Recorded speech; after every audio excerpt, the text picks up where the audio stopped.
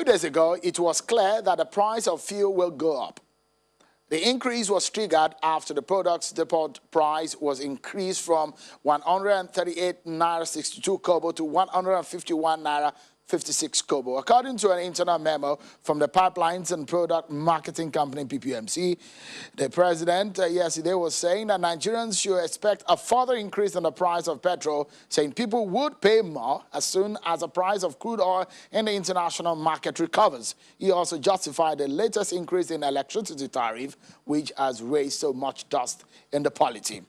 Well, there's been so many reactions to the increase, but tonight we shall be getting some insight into what you have on your hands as a Nigerian. So we look into the reasons of government increasing the price of fuel. I'm now being joined on the program by the Group Managing Director of the Nigerian National Petroleum Corporation, NNPC, Mr. Mele Kyari, joins us from our Abuja studio. Thank you so much, Mr. Kyari, for spending time with us tonight on the program.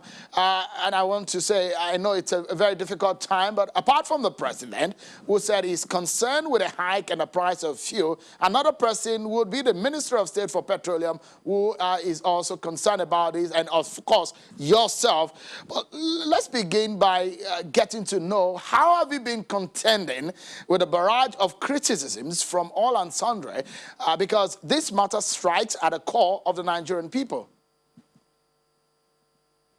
Thank you very much.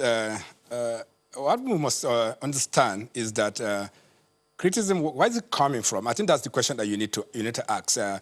Probably people who are not aware of what is going on and what's the basis of those issues that has come up. First of all, I'm sure you're aware that petroleum subsidy on petroleum has been a big issue in this country for over 20 years. And not only that, every corruption that you are aware of in the downstream sector of this industry is one way or the other connected to fuel subsidy. I can give you an example. Several licenses were issued for people to bring up refineries across the country, and none could deliver. Probably very, very few exceptions could deliver. The reason is very simple, because people are not sure that when you produce a petroleum product, at what price are you going to sell at the gate of your refinery?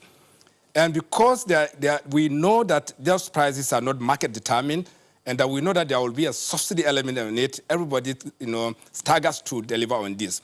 And the end result is that this burden is left to the Nigerian National Petroleum Corporation and the government as a whole. What that means is government has to provide that gap that exists. And of course, it's very understandable for people to get angry that prices have gone up, just like the price of every commodity. When it goes up, there can be difficulties.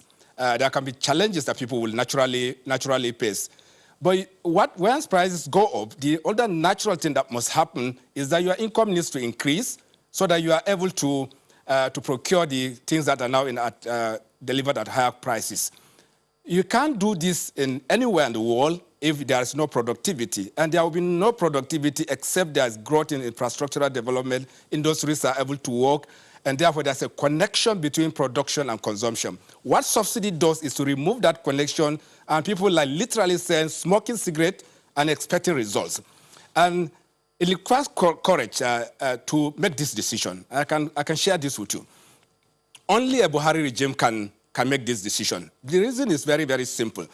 People will not appreciate the fact that the lost opportunity is a situation where you have spending enormous amounts of resources, over 10 trillion naira in the last 8 to 9 years, all trying to service that. That also doesn't include the element of FX resources that are lost to this. So when you put all this together with all the resources and with all the distortions that it creates, the natural reaction is that, look, I don't want to lose this. I'm getting it cheap. And therefore, with this distortion, that I'm going to suffer. It's not true. Subsidy in itself, by every meaning, is an elitist thing. And I can share this with you. It's only the elites who will have 3, 4, 5 cars in their house, fill their tanks, and also feel comfortable doing this. The ordinary man is not the beneficiary. First, he loses in infrastructure. Hospitals are not built. Schools are not built. And ultimately, the brunt of even corruption in the downstream sector is transferred to the ordinary man. Overall, you lose everything and you get nothing. So when people get angry And I can come back to what you're saying. When people are angry, there's outbursts of anger around this. And this will coming from people who practically are not aware of this situation. They are not aware of the loss that they have. And most importantly, they are being engineered and delivered into making those statements. And we understand this very perfectly. We are the national oil company. It's our role to ensure energy security. But you can't do this until you are able to deliver cost. And that cost is lost daily. As price of petroleum goes, crude oil goes up, you lose those value and you are unable to do many things. So the outburst is very understandable, but I can also I believe very strongly also that it's misplaced because the Nigerians are not aware of the opportunities lost. Thank you very much. In 2012, GMD, the issue of a hike in the price of fuel almost shut down this country because Nigerians were in a rage about that. And one of the issues that came up for debate, I can remember vividly, was the issues of the trust in government. The question is that we've seen personalities in government who are debated that fuel subsidy is a scam. But why has it taken this long for the government of the day to remove the subsidy? It was called under recovery at some point. Yes, absolutely. The reason why it took this long to come to this point is the persuasion of Mr. President himself. Mr. President is a pro-people president, and I share this very personally. Ordinary people should not suffer by the acts of people in government or by acts of institutions. And also, government is there in the first instance to provide welfare to its people.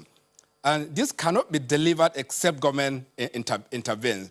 So there's a very difficult conversation in government to see how do we move away from this situation into a situation of reality where the market will determine the prices without hurting the ordinary people. This is a tough conversation. Mr. President, until very recently, he was not convinced that we should make this movement. And his reasons are very simple. What do I do with the ordinary people? And the ordinary people, as you are aware, may also not be aware that they are bearing the brunt of this situation. And it is clear today also that we can't afford it anymore. Today, as a result of the COVID-19, even prior to that, there are collapse in the price of crude oil. Our government resources are going down. Revenues are coming down. Now, there is simply no possibility of government continuing to bear a bill of probably up to combine FX, FOREX exchange and the value of the products almost to the tune of 2 trillion naira per annum. This is huge. And government doesn't have that resources today, so you cannot give what you don't have. But more importantly, that it is obvious that the ordinary people deserve infrastructure, schools, hospitals, and they are able to have social security. And without resources, you can't do that. And you cannot smoke cigarette and expect result the next day. And which is why government is very convinced today that, look, we need to shift to this reality. We need to free those resources. We need to remove the distortion that exists between consumption of what is not available and consumption of what you ought to afford. So this is why it took time. It's a very tough and difficult decision for Mr. President, but today we know that this is the right thing to do. You will see colossal increase in activities in the downstream sector of the industry because it will be driven by the private sector. People will be able to build refineries. Prices will ultimately, in the sense that when you produce locally, you are able to have lower prices of this product. Not to very large extent, but clearly there will be some decline in the cost of products, even as the market moves. So overall, it will lead to businesses coming back, refineries being created by private sector, money freed for the establishment of infrastructure, schools and all that, and ultimately the common man will benefit. And this is the reason that we saw, and we're convinced that doing this will serve the overall common good. Thank you. That's a detailed explanation of those who are in support of deregulation. But since you argue that it must come, and a lot of people who are in support of it are also thinking in that direction, but the big question is, what are you doing to buffer the effect that comes after all? Yes, what you say effect is effect in rise of prices. So when prices of petroleum increases, there's some connection, not very definite. There's some connection between the rise of petroleum and that of other commodities in the market. But it's not always true. If there are any reason to think that this can happen, which is obvious that in some commodities we can see that happening. But what it does is the is the collateral benefit that it will bring. More jobs will be created, more people will be in employment. We're able to create infrastructure, which means also more jobs. You're able to create hospitals. Government is able to fund hospital building and schools and so on and so forth. So that the long-term benefit, it outweighs the immediate pains. And what we have to understand today is that at current market price, even in comparative terms across the West African sub-region, even globally, today, despite all the numbers that you see today, we know today that Nigeria's product prices, particularly PMS, is the lowest in the whole world. You will say why? Because we are not producing petroleum today. Yes, unfortunately, our refineries are not working today. But you can ask the question, why is it still cheaper here? Because of volume. 70% of West African supply and consumption of PMS is in Nigeria. And what that means is that you can deliver to the market at prices that is cheaper than other liquor because it's economy of scale. And because we have more stable economy in the whole of the West African region, the stability of our currency relative to many other currency in the West Africa is better. So definitely, you can deliver prices that are lower than average in the region. So where does that take you to? Because people will see that pains will come. Those pains are very, very temporary for today for two reasons. One, because we just can't afford it today. And secondly, and most importantly, is that in the long-term benefit outweighs every pain that we see today. Yes, people will be very justified to say that, oh, we are increasing prices, price of rice will rise, and so on and so forth. We have seen this situation play out in the telecom sector. I'm sure you recall when the telecom sector, the competition came in. Over time, today we are paying cheap because there is more supply of telecom services and so on. So we know that government means well. We know that infrastructure will be built. We know that this government, particularly Mr. President, can be trusted with these resources. And therefore, delivery will be actual. The ordinary person knows that Mr. President is determined to ensure delivery is made. So when you see this benefit against the fact that the alternative of lack of trust, which makes it impossible for people to trust government, is that you use this money to smoke.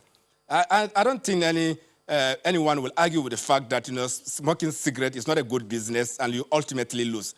So I know also that there are a lot of palliatives that the government is doing. Yeah, permit me, GMD, to yes, come in. I'm talking about the direct practical impact, of the buffer that you are trying to explain. You're talking about long-term buffer for Nigerians, but what are the direct practical buffer for the average Nigerians who will see hike in the price of transportation and so many other issues in Nigeria? Is there any that this government planned before making the move? Absolutely, there's a relationship. I'm sure you are aware of the economic sustainability program of this administration, of this government. And the whole idea around economic sustainability is to inject resources into agriculture, into manufacturing, into small-scale industries, so that more jobs will be created, more people will be employed, and then activities pick up in the industry. Banks are able to lend money to people. People are also able to bank, and a number of activities will take place. There is over 2.7 trillion of investment government is doing in this respect. And the effect of that will be jobs will be created, people will have more resources, more pay will come from resources that you don't know. There are a number of initiatives which are targeted at the vulnerable, making cash available to the low income earners in our country. Those unemployed are placed on some stipend that will make them survive. And ultimately, you will see the relationship between these activities of government under the socio-economic sustainability will completely complement the realities that will come up as a result of acting petroleum. Yes, I'm very sure that these activities around the sustainability program will bring the cushion. And of course, long term, because much as we can avoid the long term can actually have multiple definitions. It can be 2 years, can be 1 year, can be 3 years, it can also be 10 years. In a short term, when you see realities come into consumption and demand and supply balance, and realities that people can recover costs, you will see institutions will come in to deliver on mass transport activities. I'm sure you are aware that a number of railway projects are on course. They will be delivered. Many of them will ease transportation. roads are being constructed in a monumental proportion. I'm not a politician, but I know, and I've been around, I'm 55 years old, I'm not a kid. I've seen what has happened in this country. Compared to the number of resources, the available resources that is available to government today, and what was available in very many years that we all know, and looking at the level of deliveries in road, in transportation, in electricity delivery, in production of resources that are used in hospital and so on, we haven't seen this scale of growth compared to the resources that is available in relative terms. All right. So therefore, just trust that reality that we have seen today will deliver the fact that, the effect of a marginal increase in petroleum product, yes, it is marginal because, the scale of growth that you have seen today. And I can speak to you from a professional perspective. Yeah, GMD, apologies for a moment. Crude oil Apology, GMD, just for a moment. Yes. Let's take a breather. Yes. But when we come back, GMD, you'll be explaining to Nigerians on the issues of our refineries, the ones that are coming on stream, and what Nigerians will be expecting. Perhaps if the president said there will be more increase in the price of fuel, what could we be expecting as Nigerians? Just for a moment. We'll take a break, we'll pay some bills, and we'll come back to talk more about what is affecting the your car into your generator and what you need to do in the next coming days. Speaking more with the GMD of the NNPC, Mele Kyari, after this break, everyone. Join us again.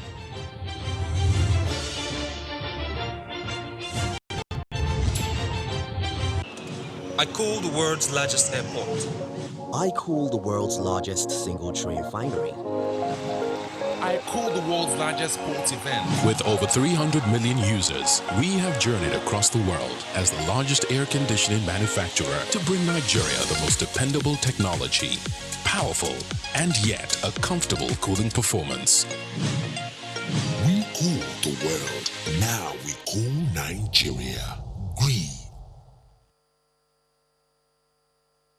I want you to please reflect, what was the condition of the infrastructure then, in spite of those earnings?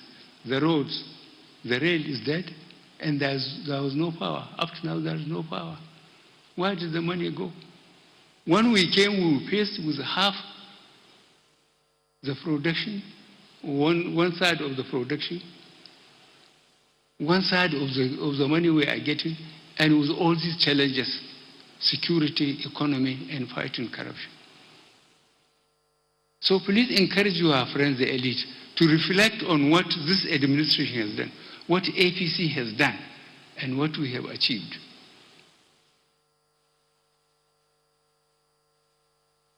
And when people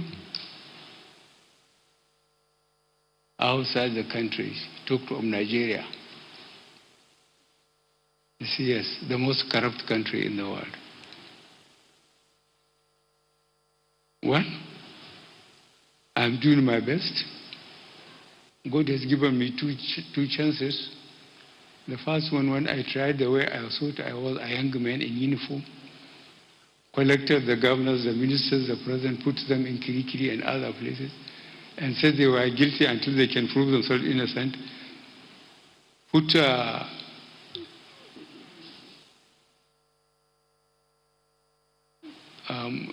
investigation panels based on geopolitical zones, basically. Anybody who followed the Constitution, declared his asset, became a minister, a governor, or the president, you couldn't explain what he had, the balance is taken and is put in the federal government or the state or the institution he led. In the end, I too was arrested and detained. Nobody raised up his hand. So when I come back now, I'm trying to follow the system. I'm being called Baba Gosudo.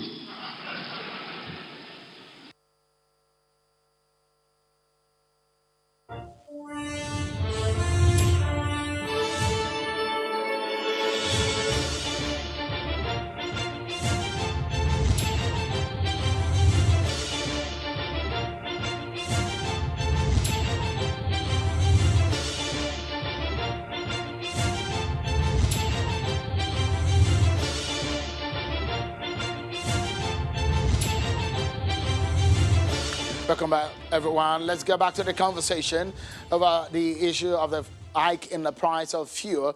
I've been speaking with the Group General Managing Director of the Nigeria National Petroleum Corporation, the NNPC, Mr. Mele Kyari, who's been speaking with us from Abuja. So thank you indeed, Mr. Kyari, for your time tonight.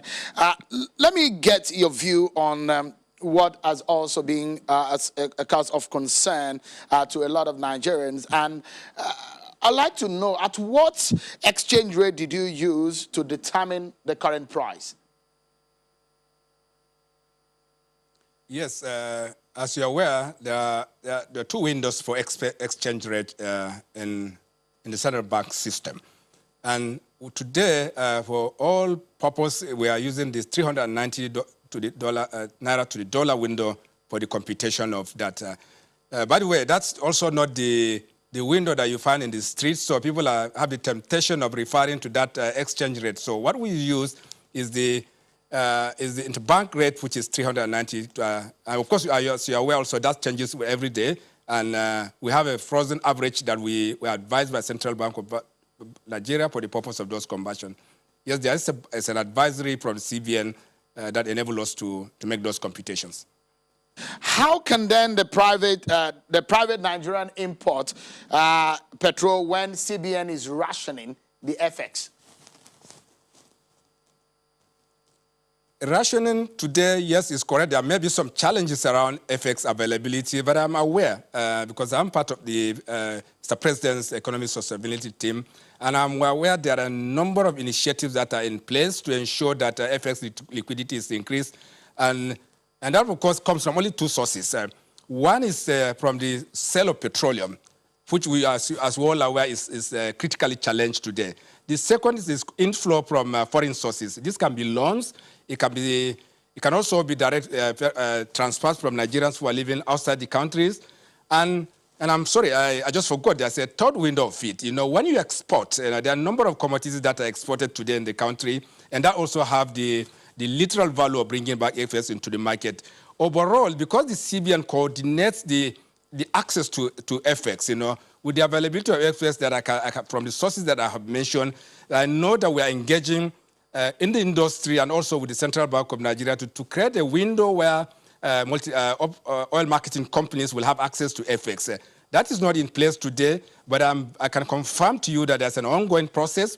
And within very short time, I'm not sure I can give a date because I'm not in control of that. But I know that very shortly, oil marketing company will have access to FX at the same rate that NNPC will exchange the value of crude oil. That will bring parity. That will take out any parity, any distortion in the market, so that everybody will deliver petroleum into the market at the same exchange rate.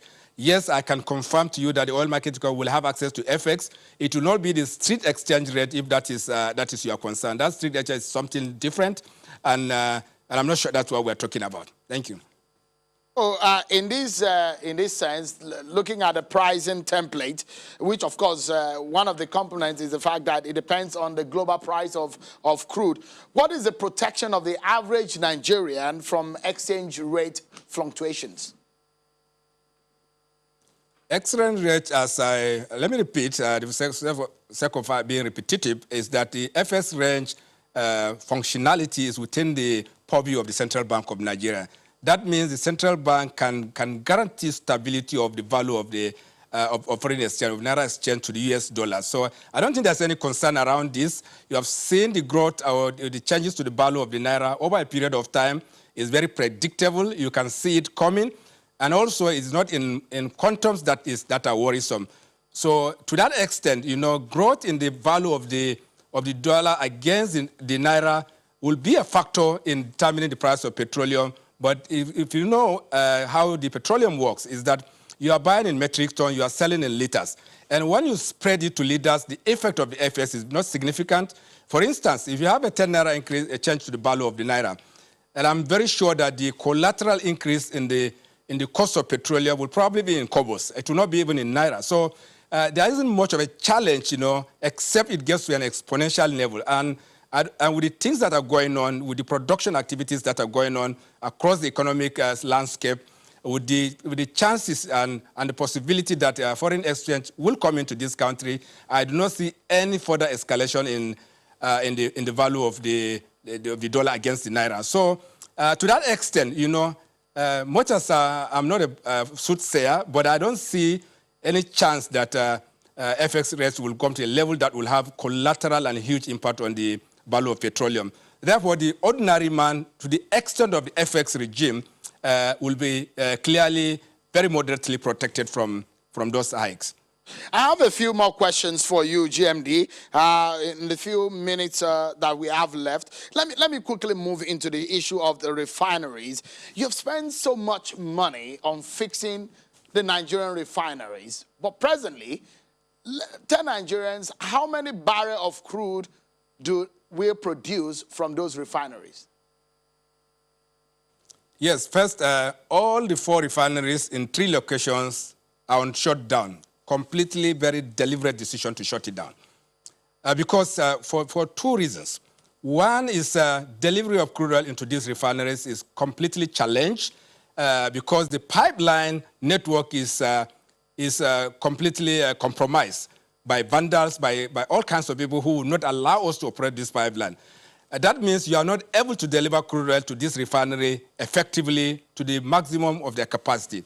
Secondly, what you call rehabilitation is different from turnaround maintenance. Turnaround maintenance is routine, every refinery does. But when you talk of rehabilitation, what it means is that you have secured colossal loss of capacity in the refinery. It means that you haven't done the turnaround maintenance properly, you have not made replacement of parts when that time is due, and it has gotten to a point where you are not able to operate the refinery at its full installed capacity. Typically, every refinery is expected to operate at least 90% of this installed capacity. With the best of effort, with all the turnaround maintenance that has taken place, it is impossible to run any of the refineries before the shutdown at that level. Our estimate was, well, let's try to run it at 60% of the installed capacity. We can do that. If you do that, what you are doing is value destruction. You will take in $100 crude into the refinery and bring out $70 product. It doesn't make sense, and we decided that what we have to do is to make it work. And that's why we brought the idea of doing a rehabilitation of this refinery. Rehab means fixing it, because as you are aware, refineries are like aircraft. And I know I have visited personally a refinery that is older than 100 years. It's still working, it's still functioning. So refineries don't die like cars or like other assets. So what we're going to do is to ensure that we conduct a field rehabilitation. While you are doing this, obviously, I'm sure you have seen the audited financial statement of NNPC, which we honorably published. We will publish the 2019 statement of account. It indicated that we have lost money in the refineries. This is an honorable thing to do. And by saying this is that when you have a refinery, you have many options. One, typically businesses will just pull down, park them, put them into the park, and ask everybody to go away. Unfortunately, we can't do this. Because they are not in such a state that you can park and walk away, where the national oil company, we need to keep this refinery, we need to guarantee energy security. And you will not do this unless you have some control over the process of production. So what we're doing different today is to deliver on the refinery rehabilitation through the best of means, so that ultimately when they come back to life, they will be able to deliver beyond the 90% of installed capacity that every refinery should run. As we're doing this, we are making new initiatives. One of them is to create some splitter plants, what we call the condensate refineries, encourage other private partners to make sure that they establish refineries, also support any other major partner that will come into this play. So overall, as this goes on, as we're able to fix the refineries, and probably in 3 years' time, maximum for the overall scheme of things in the country, this country will be the next exporter of petroleum. From airports of the NNPC, from airports of the private sector, and from airports of refineries that have already reached a location where. So I can confirm to you that rehab is different from TAM, turnaround maintenance, and rehab will enable us to get back to normalcy. Thank you very much. GMD, I'm being told that I have 60 more seconds with this session with you, and I have two questions for us to go. I don't know how you're going to help me out with this, but one question I'd like to let's clarify it. So the NNPC or the government is not planning on concessioning the national refineries? Just a straight answer. No, there are 2 components to this. First of all, concessioning means you are asking another person to come and take over the refinery, operate it, and return it to us. What we are doing today is, first of all, we are going to do a BOT strategy. That means build, operate, and transfer. We are not building a new refinery. We are rehabilitating this refinery. Government does not have the resources to give to NNPC to fund 100% of the refinery you have. We are resorting to private capital. Resorting to private capital means those who are providing the capital must have some level of control over your processes. That is why we are going to install an operate and maintenance strategy, which will free NNPC from direct responsibility of running this refinery. We will support the processes, and ultimately you will have a more efficient process of running. I can confirm to you that there's conversation going on where we install the NLNG model. NLNG model means NNPC, our government becomes the minority shareholder in this asset. And of course, it means that, there will be more scrutiny of shareholders and also becoming more efficient to operate. So that conversation is on the table, but the first thing we are doing, particularly for Warri and Kaduna refinery, is to have a system where people will put their money, work on it, they will operate this refinery with us, we will appoint an O&M contract jointly with them, they will have a say through the processes, and ultimately we will migrate to a situation where equity will be determined by the Nigerian people.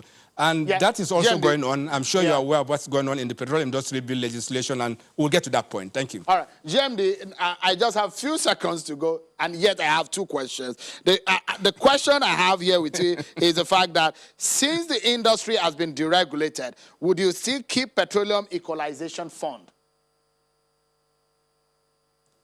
Yes, it's a transition, and I understand what you mean. Today, petroleum is completely brought into this country from external sources. Even if it is not, and until all the refineries work and the pipeline network comes into operation, you are not able to deliver product nearer to the customers.